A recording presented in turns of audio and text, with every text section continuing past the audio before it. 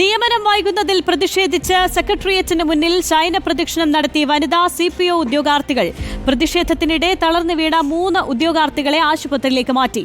4 ദിവസമായി നിരാഹാരം തുടർന്നിട്ടും സർക്കാർ ചർച്ചയ്ക്ക് വിളിക്കുന്നില്ലെന്നാരോപിച്ചാണ് ശയന പ്രദക്ഷിണം. 976 പേരുള്ള റാങ്ക് ലിസ്റ്റിൽ നിന്ന് ഇതുവരെ നിയമനം നടത്തിയത് വെറും 268 പേർക്ക്. ഏപ്രിൽ 19 കാലാവധി അവസാനിക്കുന്നതോടെ ഇവരുടെ പ്രതീക്ഷകളും അസ്തമിക്കും. അവസാന ശ്രമം എന്നോണമാണ് പൊരുവെയിലത്തെ ശയന പ്രദക്ഷിണം. കണ്ണു തുറക്കൂ സർക്കാരെ എന്ന മുദ്രാവാക്യം ഉയർത്തിയാണ് വനിതകൾ ശയന പ്രദക്ഷിണം നടത്തിയത്. വീട്ടിൽ ഞങ്ങൾ സുഖമായിട്ട് കിടന്നുറങ്ങുന്ന ഞങ്ങൾ ഈ തെരുവിലെത്തിച്ച് സർക്കാർ എന്തേലും ഞങ്ങളോട് ഒരു കനിവ് കാണിക്കണം. പ്രതിഷേധത്തിനിടെ 4 പേർ കുഴഞ്ഞു വീണു. സുഹൃത്തുക്കളും പോലീസ് ഉദ്യോഗസ്ഥരും ചേർന്നാണ് ഇവരെ ആശുപത്രിയിലേക്ക് മാറ്റിയത്.